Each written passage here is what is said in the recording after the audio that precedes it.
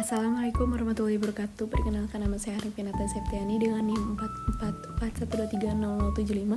Di sini saya akan memaparkan, menjelaskan mengenai jurnal tentang regresi variabel dummy yang telah diresum oleh saya untuk memenuhi tugas pembelajaran mata kuliah ekonometrika. Jurnal yang diambil atau dipilih oleh saya, jurnal penelitiannya ini berjudul Analisis Faktor-Faktor yang Mempengaruhi Hasil Belajar Mahasiswa Psikologi di UIN Syarif Hidayatullah Jakarta dalam bidang statistika tahun akademik 2022-2023. Penelitian ini dilakukan untuk menganalisis berbagai variabel yang mungkin berkontribusi terhadap hasil belajar mahasiswa psikologi di UIN Syarif Hidayatullah Jakarta, khususnya dalam mata kuliah statistika. Tujuan penelitian ini, tujuan utamanya adalah untuk mengidentifikasi dan menganalisis faktor-faktor yang mempengaruhi hasil belajar mahasiswa dalam mata kuliah statistika. Metodologi yang digunakan dalam penelitian ini yaitu metodologi pendekatan, yaitu pendekatan kuantitatif, di mana pendekatan kuantitatif ini untuk mendapatkan data yang objektif dan dapat diukur. Sampel yang digunakan dalam penelitian ini terdiri dari 210 mahasiswa psikologi. Teknik pengambilan sampel dalam penelitian ini yaitu menggunakan teknik pengambilan sampel yang bernama cluster. Terus data yang diperolehnya itu dianalisis menggunakan analisis regresi berganda dengan variabel dummy untuk mengidentifikasi pengaruh masing-masing variabel terhadap hasil belajar.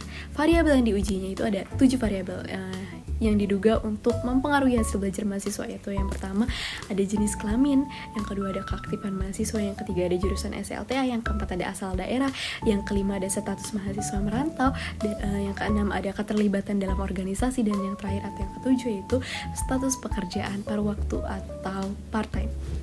Hasil jurnalnya ini, hasil pembahasan dari jurnal ini yaitu dengan hasil uji analisis regresi sebelum itu. Analisis regresi ini untuk mengetahui variabel apa saja yang secara statistik signifikan terhadap hasil belajar statistik. Secara garis besar ada 3 hal yang dapat dilihat dalam uji regresi ini. Yang pertama ada nilai R-square, yang kedua ada tabel ANOVA, dan yang ketiga ada tabel koefisien regresi.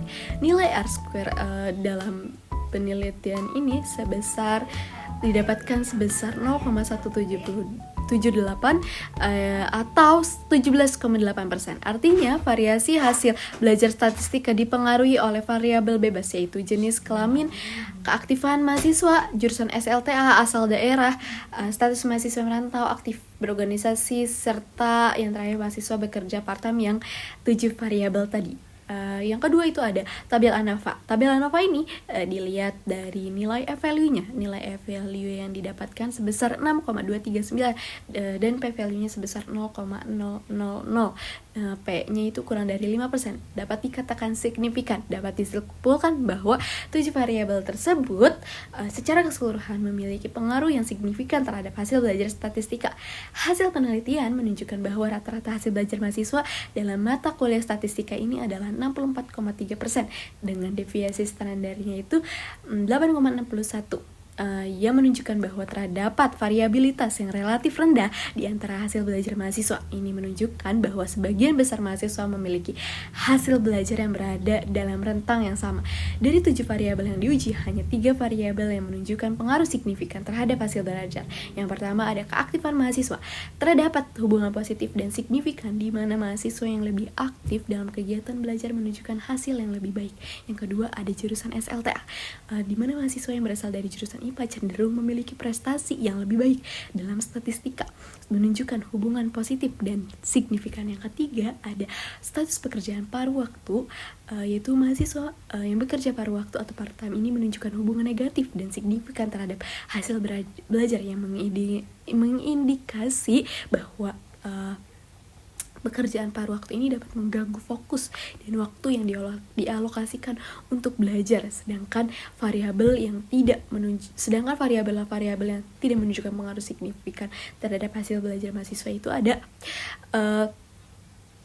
ada 4, yaitu yang pertama ada jenis kelamin. Jenis kelamin ini tidak ada perbedaan signifikan antara hasil belajar mahasiswa laki-laki dengan perempuan. Yang kedua ada asal daerah, tidak ada pengaruh signifikan dari tempat asal mahasiswa terhadap hasil belajar.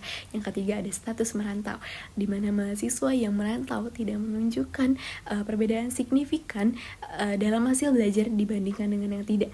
Yang keempat, atau yang terakhir, keterlibatan dalam organisasi. Partisipasi dalam organisasi tidak berpengaruh signifikan terhadap hasil belajar. Variasi hasil belajar dapat dijelaskan oleh variabel-variabel yang diuji. Ini menunjukkan bahwa masih ada faktor lain yang mungkin mempengaruhi hasil belajar mahasiswa yang tidak teridentifikasi dalam penelitian ini. Jadi, kesimpulan dalam penelitian jurnal ini yaitu menekankan pentingnya pemahaman terhadap faktor-faktor yang mempengaruhi hasil pendidikan dalam statistika. Dengan memahami faktor-faktor ini, institusi pendidikan dapat merancang intervensi yang lebih baik untuk meningkatkan hasil belajar mahasiswa, terutama dalam bidang yang dianggap sulit seperti statistika.